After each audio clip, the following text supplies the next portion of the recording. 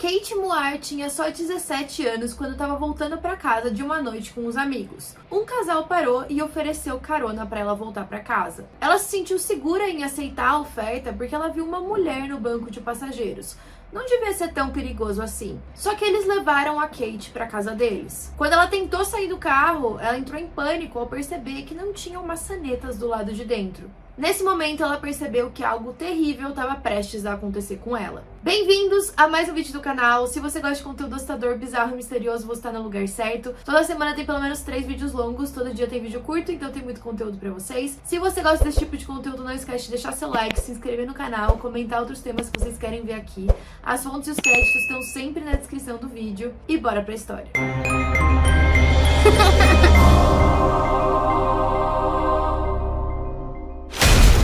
Em uma sala de interrogatório dentro de uma pequena delegacia na cidade de Perth, na Austrália, uma policial recente no trabalho estava cara a cara com uma garota que parecia bem assustada. A garota afirmava que ela tinha acabado de escapar de uma casa em que um casal mantinha ela como refém e ela já tinha sido abusada e todo tipo de coisa horrível aconteceu com ela naquela noite. Naquelas horas críticas, só aquela policial novata acreditava nela. O dia era 10 de novembro de 1986 e a policial que estava trabalhando nesse interrogatório se chamava Laura Hancock, de 22 anos. A garota na frente dela não era muito mais nova e essa era a primeira vez que ela estava ouvindo uma declaração daquele tipo. Ela tinha sido incumbida de entrevistá-la e ela acreditava que os outros policiais não estavam comprando aquela história, por isso eles tinham falado para ela ser responsável. Ela também era a única policial feminina naquela unidade. Mas a complexidade da história daquela garota estava convencendo a policial de que ela estava falando a verdade e de tempos em tempos ela saía daquela sala de interrogatório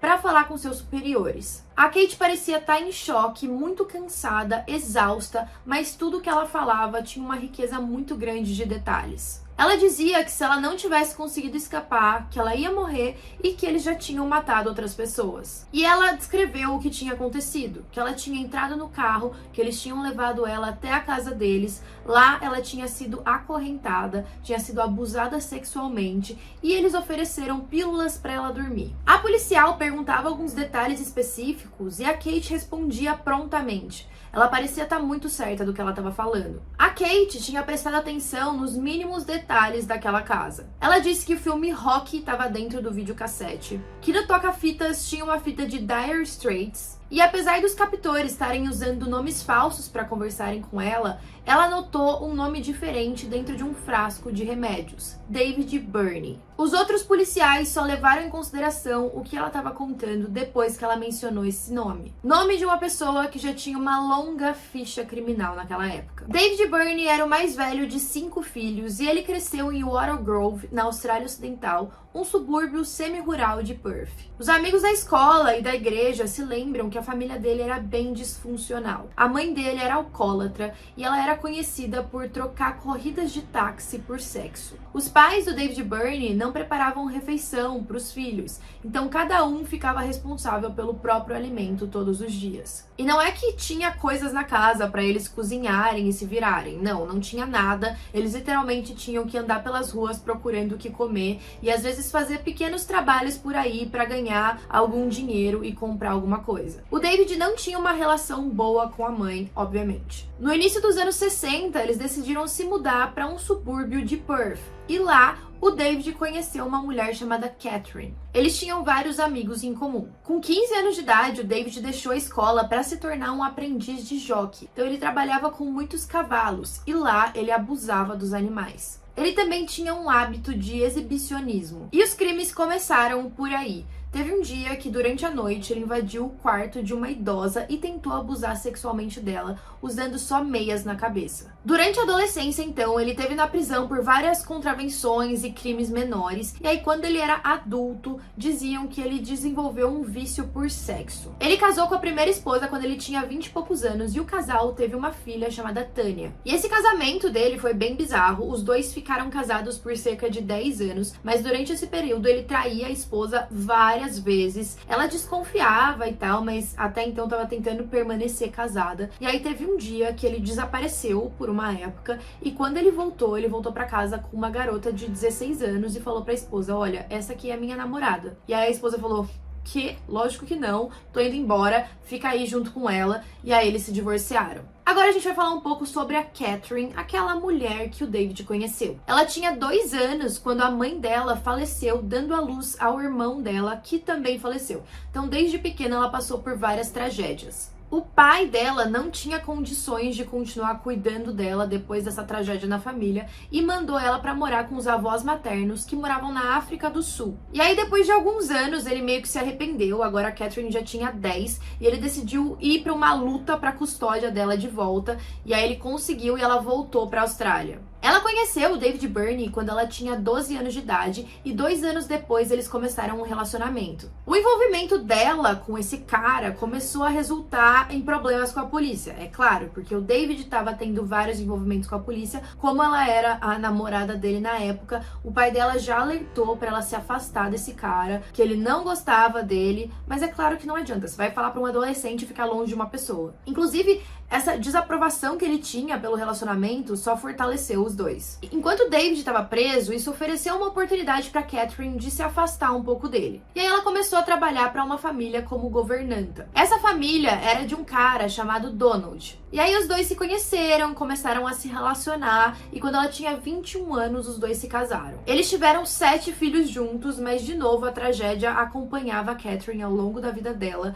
O filho primogênito dos dois, quando era bebê, morreu atropelado, e foi um acidente terrível. Ele estava literalmente do lado dela na rua e ela não conseguiu salvá-lo. Só que ao longo desse relacionamento, apesar de estar tudo bem, ela ainda tinha aquela atração pelo David, ainda se lembrava dele, e ele traía muito a esposa. Então eles começaram a se ver. Sim, ela começou a trair o marido junto com o David. E ela traiu ele antes de se separar por cerca de 2 anos. Não se sabe se o Donald sabia, se ele desconfiava, se ele não desconfiava, mas um dia ela simplesmente desapareceu. Ela não falou pro marido nem pros filhos pra onde ela tava indo, e ela fugiu com o David. E ela literalmente desapareceu. Ela começou a pensar como a vida dela era boa antes dela se casar, antes dela ter a responsabilidade com os filhos. Então ela decidiu abandonar todo mundo. Então os dois foram morar juntos agora. Eles nunca foram legalmente casados, mas ainda assim ela decidiu mudar o sobrenome dela pra Burney. E essa história, sério, ela era emocionadíssima pelo David. Ela fazia tudo por ele, independente do que fosse.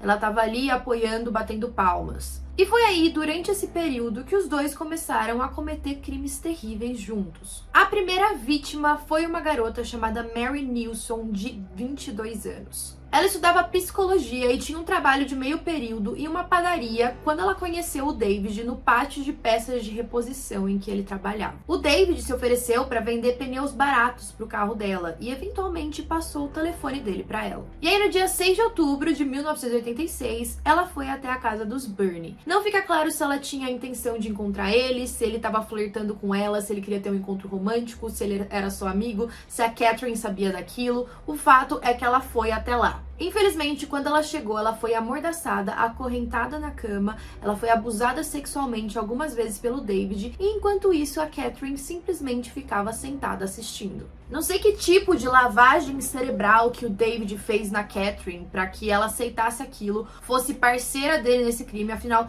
ela não tinha um papel ali, ela não participava dos abusos, mas ela estava sabendo o que estava acontecendo e ainda passava pano. Não sei se talvez era uma questão de tipo, eu não posso perder ele pra ninguém, então eu vou aceitar esses hábitos e esses gostos que ele tem pra que ele continue junto comigo. Enfim, depois que o David cansou de abusar sexualmente da garota, ele decidiu que ela precisava morrer. Afinal, se eles deixassem ela embora, ela provavelmente ia até a polícia e o David não queria voltar pra prisão. Então eles decidiram enrolar ela num cobertor e foram dirigindo até uma floresta ali perto. Mas eles não foram com o carro oficial deles. O carro oficial ficou estacionado em uma delegacia de polícia, porque a Catherine pensou, qual é o último lugar que eles vão procurar o nosso carro? na delegacia. E isso, na verdade, foi até um pouco esperto. A garota foi estrangulada com uma corda de nylon e depois o David esfaqueou ela porque ele disse que leu em um livro em algum lugar que isso aceleraria o processo de decomposição. Depois, ela foi enterrada em uma cova rasa e é uma história muito triste. Ela ia se formar em psicologia no ano seguinte, enfim. E aí, 2 semanas depois, o David e a Catherine meio que tinham gostado daquela sensação de tirar a vida de uma pessoa e decidiram que iam fazer aquilo de novo. Dessa vez, eles deram carona pra uma garota chamada Susannah Candy, de 15 anos de idade, enquanto ela tava caminhando. Ela era uma aluna do ensino médio e ela morava com os pais e com o irmão. O pai dela era um dos melhores cirurgiões oftalmológicos da Austrália Ocidental. Só que dessa vez eles queriam ficar com ela por mais tempo. Então, depois de todo aquele processo que eles faziam com todas as garotas, de chegar na casa, elas serem amordaçadas, acorrentadas, abusadas, enfim, eles decidiram que eles iam fazer com que elas ligassem pra família e mandassem cartas pra eles dizendo que tava tudo bem e que ela ia manter eles atualizados do paradeiro delas. Mas é claro que elas não faziam isso por livre e espontânea vontade, elas estavam ali com uma faca no pescoço, tendo que ligar pra família ou que escrever alguma coisa. Depois do David abusar sexualmente da Candy, ele tentou estrangular ela de novo com aquela corda de nylon, mas ela ficou muito histérica, ela começou a gritar, ela começou a se debater, e isso deixou o casal um pouco apavorado também. Então eles pegaram algumas pílulas pra dormir e deram pra ela. Mas depois de algum tempo eles decidiram que a melhor coisa seria matá-la também pra não deixar nenhuma prova, e dessa vez o David disse pra Catherine fazer isso. Ele disse que seria uma forma dela provar o amor eterno pra ele. Mais tarde, ela foi questionada por que ela fez isso, e ela disse: porque eu queria ver o quão forte eu era dentro de mim. Não senti nada. Foi como eu esperava. Eu estava preparada pra segui-lo até o fim da Terra e fazer qualquer coisa pra ver que seus desejos fossem satisfeitos. Ela era uma fêmea. As fêmeas ferem e destroem os machos. E assim como a Mary Nilsson, eles levaram a Candy e enterraram ela logo ao lado. No dia 1º de novembro, eles se depararam com uma outra garota chamada Noeline Patterson, de 31 anos, e ela estava parada ao lado do carro dela. Ela tinha ficado sem combustível enquanto ia para casa. Assim que o casal parou ali perto para ver o que estava acontecendo, a garota parecia reconhecer os dois. Isso porque eles eram vizinhos. Então ela ficou bem aliviada e tranquila na hora que ela viu que eles poderiam ajudá-la. Eles, é claro, ofereceram uma carona pra casa, mas assim que ela entrou no carro, eles colocaram uma faca contra a garganta dela. Ela foi amarrada e instruída pra não se mexer. E aí, quando eles levaram ela pra casa, foi o mesmo processo, ela foi amordaçada, acorrentada, e o David abusou dela sexualmente. Mas esse caso foi um pouco diferente. O David sentia uma atração incomum pela Noeline. Isso porque ela era uma mulher muito bonita, mais madura. Ele sentia como se os dois tivessem uma conexão. E é claro que ela percebeu isso e decidiu se aproveitar. Como o David tinha essa ligação emocional com ela, ele decidiu mantê-la dentro da casa por cerca de 3 dias. E nesse meio tempo, a Noeline estava tentando fingir que estava se apaixonando por ele, como se quisesse ficar com ele. E o David estava caindo naquela. Talvez ele realmente quisesse ficar com ela, quem sabe, né, ter uma nova namorada. Mas a Catherine, ao mesmo tempo, também estava percebendo a situação. Ela via o marido dela flertando agora com aquela garota, mas ela tava tipo: não, você é meu, você não vai ficar com nenhuma outra pessoa, a gente vai matar ela. E aí teve um dia que a Catherine pegou uma faca, colocou contra o pescoço da Noeline e falou: ou ela ou eu, escolhe. O David escolheu a Catherine. Eles forçaram uma grande quantidade de pílulas pra dormir pra dentro da garganta dela e depois a estrangularam enquanto ela dormia. Eles levaram o corpo dela pra floresta, mas como o David tinha aquela conexão emocional, ele falou: não, ela precisa ser enterrada em um lugar diferente, especial, só ela sozinha. Supostamente a Catherine teve um grande prazer ao jogar a areia no rosto dessa garota. Isso só mostra o quão doentiamente apaixonada, nem sei se existe essa palavra, apaixonada ela era pelo David.Ela faria literalmente qualquer coisa. Mesmo quando a gente tava falando de matar pessoas, ela sentia ciúmes dele e ela queria ele a todo custo. Pouco tempo depois, no dia 5 de novembro, eles sequestraram mais uma garota chamada Denise Brown, de 21 anos, e o processo foi o mesmo. Ela foi enterrada junto com as outras. A única diferença desse caso é que ela demorou um pouco mais pra morrer. Ela foi esfaqueada no pescoço e eles estavam convencidos de que ela tinha morrido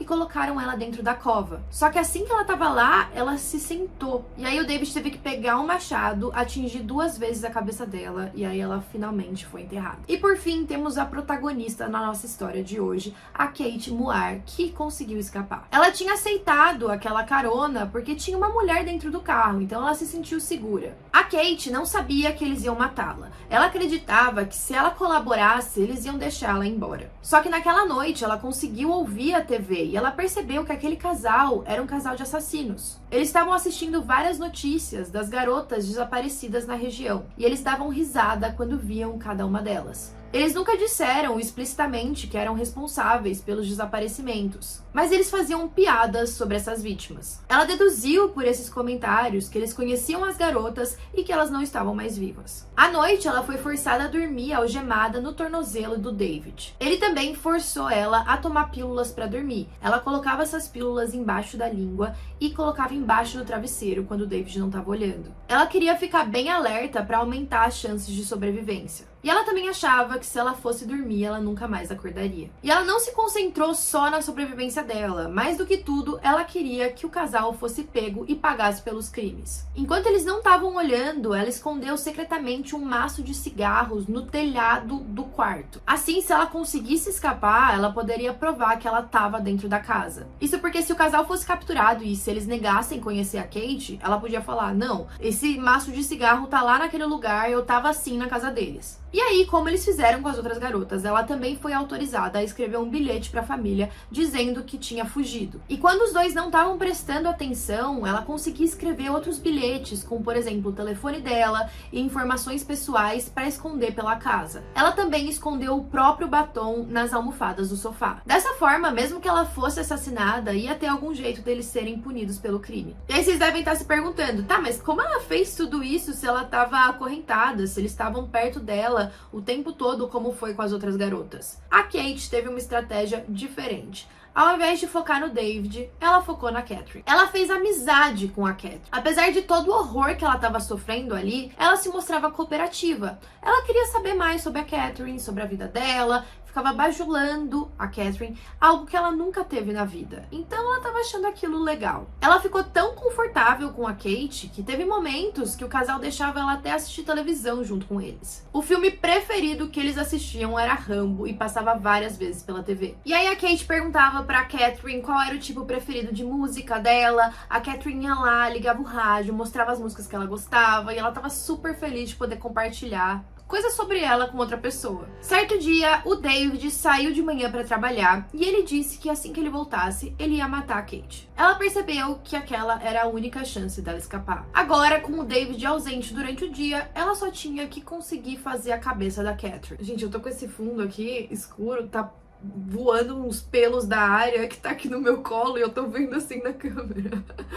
Enfim, a Catherine chegou a confiar tanto na Kate a ponto de deixar ela sem as algemas, sem as correntes. Ela ficava andando normal pela casa. E aí, durante o dia, a campainha tocou. A Catherine mandou a Kate entrar no quarto e ficar quieta lá dentro. E ela nem se preocupou em acorrentá-la. Ela tava confiando que a Kate realmente não tentaria nada. O quarto tinha uma janela que tava trancada e a Kate estava apavorada se ela tentasse escapar e não conseguisse. O que aconteceria? Mas depois de pesar a situação, ela sabia que aquela era a única chance. Se ela não tentasse, ela provavelmente ia morrer. E aí, de alguma forma, ela encontrou a coragem de quebrar a fechadura. Ela nem sabe como ela conseguiu, mas assim que ela quebrou, ela abriu a janela e pulou pra fora. Ela se machucou um pouco durante a queda, mas ela não se importou. Ela foi correndo pela vizinhança pra tentar procurar ajuda. E ela bateu na casa de uns 3 vizinhos, não tinha ninguém. Enquanto ela corria, ela foi inclusive atacada por um cachorro, mas ela conseguiu forças para se levantar e continuar correndo. Eventualmente, ela conseguiu encontrar um homem que estava do lado de fora da casa dele e contou tudo o que aconteceu. Ela disse que ela tinha sido abusada sexualmente, implorando para ele levá-la para dentro da casa dele e chamar a polícia. Ela também disse Se uma mulher vier aqui e disser que briguei com ela e sou filha dela, não acredite, eu fui abusada. Aquele homem acreditou prontamente na Kate, chamou a polícia, mas a Catherine também foi esperta. Quando ela percebeu que ela fez a cagada de deixar a Kate embora, ela pensou, bom, eu vou ter que tentar eliminar evidências que estejam aqui na casa. Ela também avisou o David que a Kate tinha escapado, e aí ele falou, coloca tudo que você tiver de evidências na lareira, porque quando a polícia chegar eles não podem encontrar nada. Quando a Kate foi levada pra delegacia e os policiais finalmente acreditaram na história dela, eles perguntaram se ela conseguiria identificar qual a casa dos captores, caso ela passasse na frente, e ela disse que sim. Ela estava completamente apavorada de ter que passar ali de novo, porque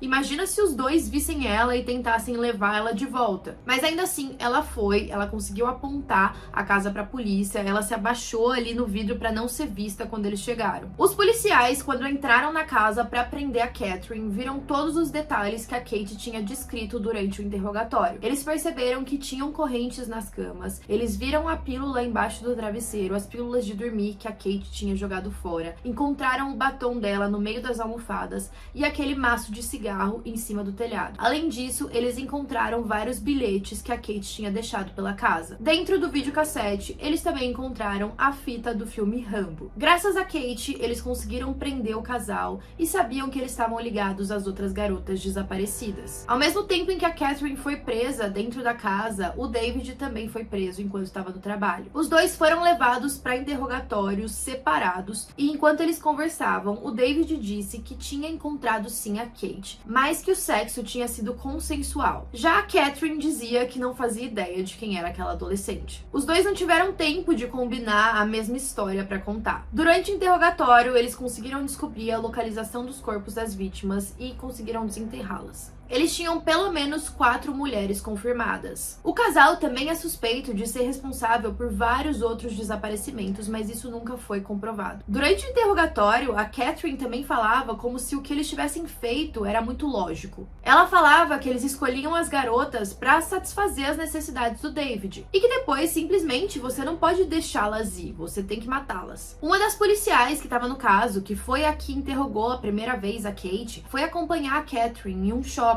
onde ela dizia que tinha descartado as roupas de algumas das vítimas. Ela disse ter testemunhado a obsessão distorcida que a Catherine tinha pelo David. Ela disse o seguinte: a Catherine tinha uma lata que o David tinha comprado para ela quando chegou na estação. Era uma lata de limonada ou de refrigerante e estava vazia, mas ela não queria largá-la e era como um cobertor de segurança porque era uma conexão que ela tinha com o David. Ou seja, basicamente, resumindo a história do que ela contou, o David tinha dado uma latinha de refrigerante para Catherine e ela se apegou tanto à latinha por ser uma lembrança que ela tinha do marido, do, sei lá, namorado, que ela não queria soltar de jeito nenhum. A policial disse, inclusive, que quando elas estavam voltando para a delegacia, ela amassou a latinha e a Catherine pegou um cinzeiro e arremessou na cabeça dela. Ela também teve uma experiência muito manipuladora e tensa com o David durante o interrogatório. Ela disse que as palavras dele dentro da cela, quando eles se encontraram, foi que ela deveria ter sido a primeira garota que ele capturou. E aí ela perguntou o que ele queria dizer com aquilo. E ele respondeu: se eu te capturasse, você teria me matado. E aí vocês devem estar se perguntando, mas por que ele disse isso? Ele jogava tantos jogos mentais que ele queria dizer que se ela tivesse sido a primeira garota que ele capturou, ele já estaria morto e não teria matado todas aquelas outras meninas. Então agora era culpa da policial que aquelas garotas tinham morrido. A Laura, a policial, disse que sabia que aquilo que ele estava falando era ridículo, mas que quando ela ia dormir à noite, aquilo ficava passando pela mente dela e ela imaginava várias formas que aquilo poderia ter acontecido. Em 1987, o David e a Catherine foram condenados a 4 penas consecutivas de prisão perpétua. Quando enviado ao julgamento, o David se declarou culpado. E aí, quando perguntaram por que ele tinha se declarado culpado, ele apontou para as famílias das vítimas e disse: é o mínimo que eu posso fazer. Depois de 20 anos, os dois poderiam solicitar a liberdade condicional. Mas em 2005, o David tirou a própria vida na cela. A Catherine, depois dos 20 anos, pediu a liberdade condicional, que foi negada, e ela continua tentando pedir a cada 3 anos, que é o permitido pra ela. A Kate disse que acordou um dia às 5 horas da manhã, quando o pai dela foi contar que eles tinham desenterrado os 4 corpos. Ela ficou bem indignada e muito triste, e ela acredita que o casal merecia a pena de morte. E ela também acredita que a Catherine nunca deve ser liberada da prisão. A cada 3 anos, desde 2007, ela tem que reviver esse trauma, pensando se a Catherine vai receber liberdade condicional ou não, e ela luta contra isso. Existe um conselho de liberdade condicional em que ela vai pra contar os detalhes horríveis do que aconteceu com ela, pra tentar convencê-los de que a Catherine não merece sair. E ela sentiu uma grande pressão como única sobrevivente pra garantir justiça pras outras. Então eu não imagino como deve ser pra ela ter que ficar revivendo o trauma constantemente. Hoje ela se tornou uma ativista que defende as vítimas de crimes violentos. Ela inclusive conseguiu aprovar uma lei muito interessante na Austrália que tornou os criminosos acusados de 3 ou mais assassinatos em um julgamento inelegíveis para liberdade condicional. Então agora, se tem um assassino que matou pelo menos 3 vítimas, ele não pode pedir liberdade condicional. Então foi uma grande vitória. Enfim, esse foi o caso de hoje. Eu achei a Kate extremamente corajosa, ela é uma grande inspiração. Eu sei que esses casos são horríveis, mas quando tem uma história de superação assim, acaba dando uma certa esperança. Então comentem aí o que vocês acharam e até a próxima.